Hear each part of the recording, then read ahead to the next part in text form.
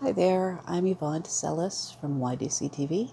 This is Tuesday, April 15th, and I'm here once again to try to do the daily energy routine, mostly seated. I'd like to be able to do this to show people who are either needing to do this lying down or sitting down that it is possible to do all of these exercises seated. Also wanted to give you a few little extras just so you know. One way to get rid of negative energy, which you're going to want to do while you're doing these exercises, because you're going to be removing negative energies from yourself, as you just rub your hands together, shake them out. You're going to see me doing that pretty frequently while I do the exercise, and that's what I'm doing, is I'm just trying to clear the energy, the bad energy from my hands. Also, what feels right. If something feels good to you, it means you're benefiting from it and probably need it. But if you do something, if you see me do something and you do it and it just feels wrong, don't. There are a couple of things that I don't do, or that I do differently, only because I don't want to risk hurting myself. I have multiple sclerosis, which I was diagnosed with in December of 1994. Fairly certain I've had it all my life. I also found out I had fibromyalgia, and I went and found out for sure that that's what it was in the year 2000. I was diagnosed by a rheumatologist. These exercises have helped me tremendously. They've helped me a lot emotionally with depression, that sort of thing, but they've helped me with pain too. And I'm really hoping that I can show you things that will help you as well. And if you could do me a huge favor, I do really appreciate you coming over to visit my channel. But if you have one more minute to spare at the end of this, if you can just let me know what you think in the notes below, down underneath this video. And there's also a subscribe button if you'd like to do that. Feel free. And if you hate it, you can tell me that too. That's fine. I'd like your honest opinion. So again, just if you have a second, if you could just leave me a note below, let me know what you think about this.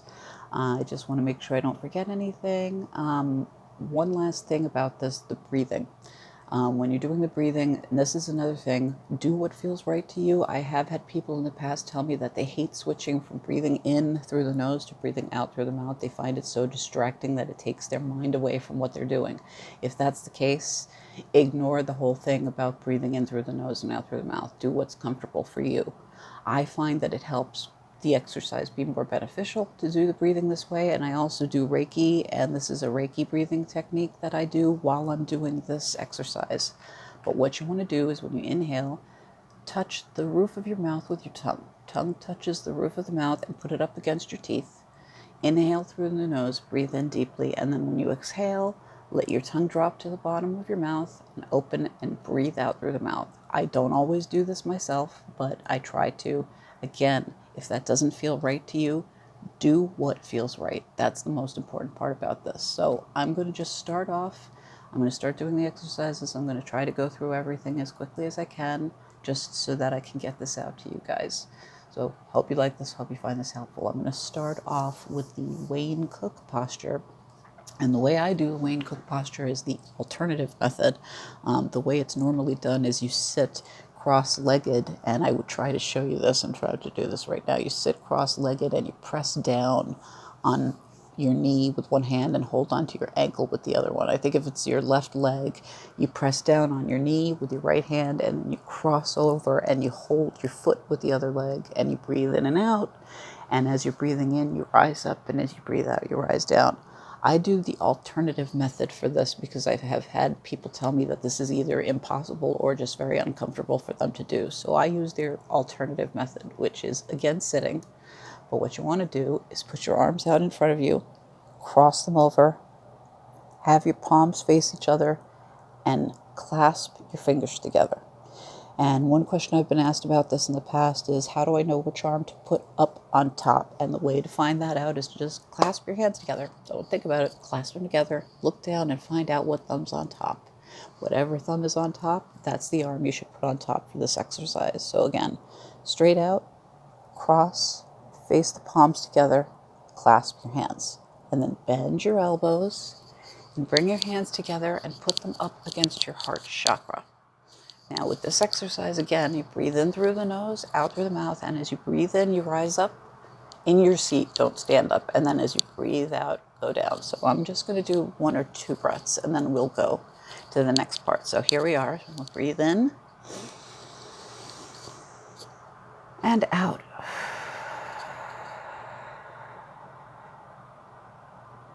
Again with the in. And out through the mouth. Last one in. And out.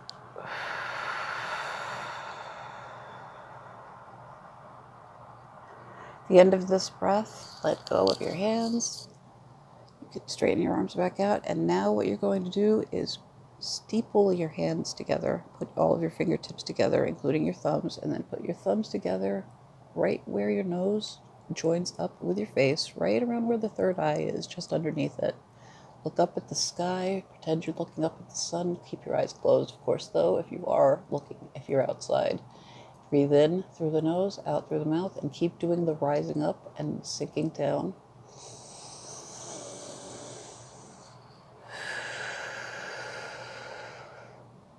In through the nose again. And out.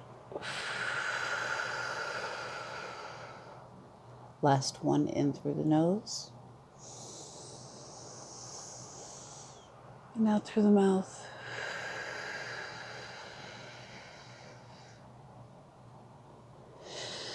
And on that last breath, you can take your hands down and you're going to just do the rub your hands together, shake them out, and then you bring your fingers right up against your forehead, right at the center, push in and pull apart, right towards the edges, right towards where the hairline is. And that is the Wayne Cook posture. I believe Donna Eden said one group that she found this exercise was particularly helpful, and I'm not really sure why, but she said for people who have dyslexia, she has been told in the past that people who have dyslexia found that exercise particularly helpful. Again, I don't know why. I really like that exercise. I find it just very relaxing. And anyway, on to the next one. We've done the Wayne Cook posture, so the next one I'm going to show you is the crown pole. Since the Wayne Cook posture ends with this is part of the crown pole, so that's going to be our next move. The next move is the crown pole. So you start with your hands right at the middle of your forehead, push in, and pull apart. You go up to your hairline, you push in, and you pull apart. This is the mess up your hairstyle exercise. Push in, pull apart. Go back, and you're doing is you're just going all the way back as you do this. So again, push in, pull apart. Go into the back, push in, pull apart, and you just keep going until you reach your shoulders. And as you're doing this, you might feel a temperature shift or a pressure shift. That means it's working. That means it's helping you. It's doing something. I feel a temperature shift when I do that, especially as I get down to the bottom and I go down to the shoulders. I feel cool, but not in a bad way, in a good way. What you're doing is you're opening yourself up. You're opening the top of yourself up so that you can get energy coming through the crown chakra. So anyway, that was the crown pole. We've done the Wayne Cook posture on the crown pole. Next one is what I call the homolateral crossover. I think one of the other moves from her morning routine, it's called the cross crawl. I don't do that one. What you're supposed to do, I'll just stand up really quickly, but I don't like this one. But you're basically just going left to right, and you're hitting your knee with your hands, something along those lines. And as I said before, I'm not totally wild about that one. And as always, I like to be able to show people how to do these exercises seated. And obviously, if you're doing the cross crawl, you have to stand for that. You can also do it seated. You can sit at a chair and you can just bring your knees up and tap them with each hand, but I don't like that one either. I like this version. Dr. David Feinstein, Donna Eden's husband, did this. Basically, all you do is you just put your hand at your shoulder. I am going to stand just so I can show you what I'm doing, but you just take one shoulder and you just drag across to the other side. And then you go back up here and drag across the other side. What you're doing is you're basically motioning with your hands. You're clicking, thinking computers. You're grabbing one shoulder and pulling down. You're basically showing the energy which way it should be going. Sometimes the energy ends up being like this, homolateral. It ends up being completely parallel to itself. It's not supposed to be. It's supposed to be crisscross. So this realigns the energy to where it should be. So once again, it's the homolateral crossover or the shoulder pull. And basically all that is you just start at one shoulder, drag across the other side. I did have someone else tell me recently that one way to make this better is take the hand, whatever side, whatever leg, just tap it, and then go to the other side and do this. And then go to the other leg, tap it, and then go and do the pull. That can make the exercise feel more effective, but again, it's up to you. Do what feels right. But again, homolateral crossover, you're just doing the dragging so that you're telling your energy which way to go, crisscross instead of being this way. Next one is, after the homolateral crossover, of course now my screensaver did just kick in. I want to make sure I do these in the right order. It doesn't really matter what order you do these exercises in. You don't even have to do all of them. But if you can do as many as possible, that's good. You can do 2 or 3 of these and have it still be effective. Anyway, next up is the hookup. And then we're going to do the zip up, and then I'm going to show you the lymphatic flush. But anyway, hookup is the next one. The hookup is pretty simple. You put your middle finger right where your navel is. I'm only standing up to show you what I'm doing. Put one middle finger right where your navel is. The other middle finger is right about where the third eye is, right between your eyebrows, and you just push in a little bit and pull up. Keep your fingers there, and then you just do the breathing. And I recommend doing the rise up and rise down as you do with the Wayne Cook posture move. So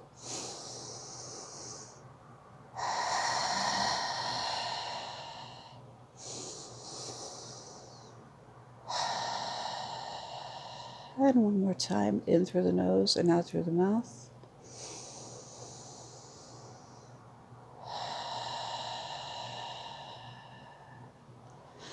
That one, you should eventually feel yourself being able to inhale a little bit more, almost like a sigh, but a good sigh. You should be able to feel more air going into your lungs. What it feels like to me is I almost feel like I'm falling backwards in slow motion, but I feel like I'm going to land on the sand at the beach. It's a pleasant sensation. That's when I know that this move is complete. Basically, what the hookup is doing is it's you letting your energies know that you want the top energies to line up with the bottom. And it also forms like a protective bubble around you so that negative energy from other people around you will be deflected. So that is the hookup.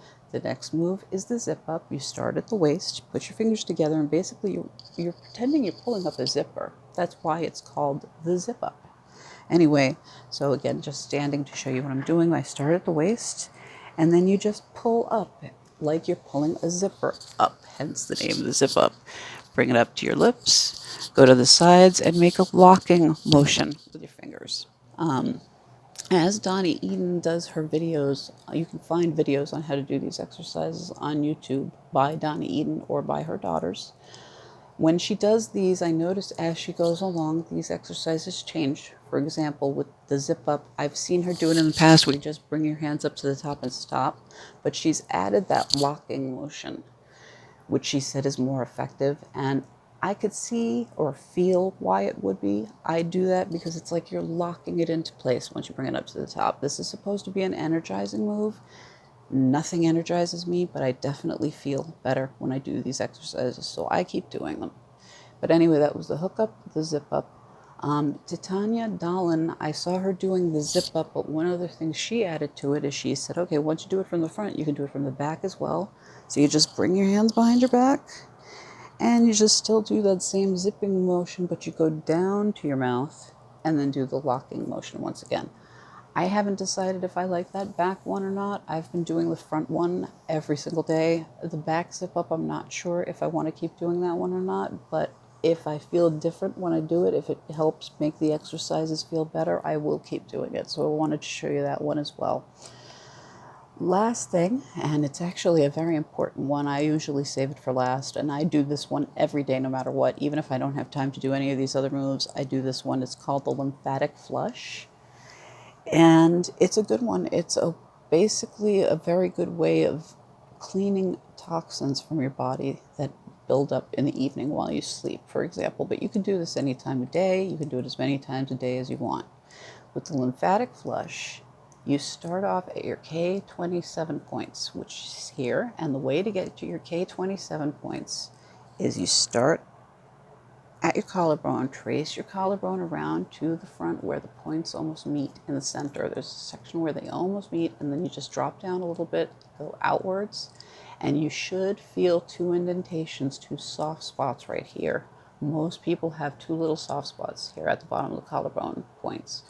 These are your K27 points, and this you want to vigorously massage with these 2 fingers, your index and your middle finger. You can use 3. I find 2 is sufficient. You just vigorously massage these points, and then you go out an inch. And at about an inch out, you'll feel 2 more soft spots. You just rub here. These are the governing points. And the next point after this is you go down to your chest, and you're massaging your lungs basically here. Again, just vigorous massage, massaging the lungs. And then from here, you go down a little bit further. We've done the lungs. So now we have to go under the pecs. I'm going to back up a little bit here. Trying not to back up too far because I don't want my headphones to disconnect, but you go underneath the pecs or at the bra line, you massage vigorously here. And again, standing up only because I want to show you what I'm doing, but you do not have to stand up for this. When you're done with this point here, you go to underneath your rib cage, and you're going to massage underneath the rib cage off to the sides, all the way. And when you're done with the rib cage, you come back up here with your knuckles and vigorously massage in underneath the pecs or underneath the bra line in towards the center. You go to your navel, come up about an inch, and this is called the triple warmer. The reason this is the triple warmer, just in case you want to know, it's something I didn't know until I started actually officially training on energy medicine. Now I'm now a student learning how to be a certified energy medicine practitioner because I want to be able to train people. I want to get certified. The reason it's called the triple warmer, these exercises help control your body's fight, flight, or freeze response. The triple warmer basically helps sedate you. It helps sedate you from that flight, fight, or freeze response. That's why it's called the triple warmer. So anyway, back to the triple warmer. We're massaging the triple warmer. Again, that's about an inch over the navel. When you're done with the triple warmer, you come back to your navel, start vigorously massaging there, and then work your way down and work your way all the way down to the pubic bone. And I am going to stand up one last time. When you're done with this, when you get down to the pubic bone, come up to your hips and just start vigorously massaging. And that reminds me, this is the one spot where I say, okay, it may not feel so great as you're going down this, because what you're doing is you're massaging downwards, and you're going to do the legs too. So I'm going to actually move the camera just to show you once again here what I'm doing. Vigorously massage all the way down, almost to the knees, not quite. And you do the other side, and you also want to go back over here and do the inside now of the legs. You can also do it both at the same time if you want to. I'm trying to make the camera go a little bit lower so you can see what's happening here. Unfortunately, I can't go too far away from the camera because I have to be attached by headphones so you guys can hear me, but this is what I mean when I say on the inside. You can do both sides of the leg at the same time. And you just do that vigorous massage. It's going to be sensitive. It might actually hurt as you're doing this, because these points correspond with different points in your body. But anyway, you go all the way down to the knees, both legs, and then you're done. And when I say that about these pain points correspond to different parts of your body, just as an example, if your wrist is killing you, this is a meridian point tracing, but if you have pain in your wrist and you want to make it feel better, you go to your finger, your index finger, trace all the way up to right about underneath your elbow, and then start digging around here, feel around. If you have really bad pain in your wrist, I can almost guarantee you there will be a spot here that really, really is sensitive when you're doing these vigorous massages. That corresponds with the pain in your wrist. There are other things too, but I don't want to add too much info to this, although I do realize I did forget one more very important part of the daily energy routine, the thing that I do first. Sorry about this, I just wanted to get everything in the right order, but the very first thing, it's called the 3 thumbs, and I always do this first. I'm sorry that I forgot, but again, it doesn't really matter what order you do these exercises in. So last but not least, the 3 thumbs. You start off on your cheekbones, again with these 2 fingers or 3. And you just tap. And you do the breathing while you're doing this, so don't forget about breathing in through the nose, out through the mouth.